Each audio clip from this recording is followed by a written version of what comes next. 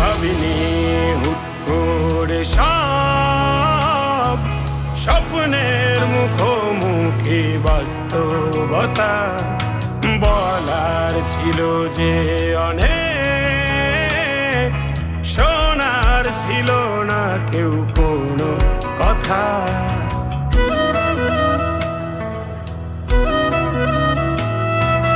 ভাবিনি হুট করে সব স্বপ্নের মুখোমুখি বাস্তবতা বলার ছিল যে অনেক, শোনার ছিল না কেউ কোনো কথা।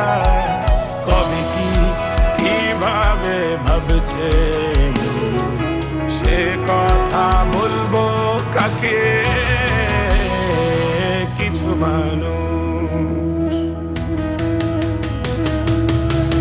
মানুষ মরে যায়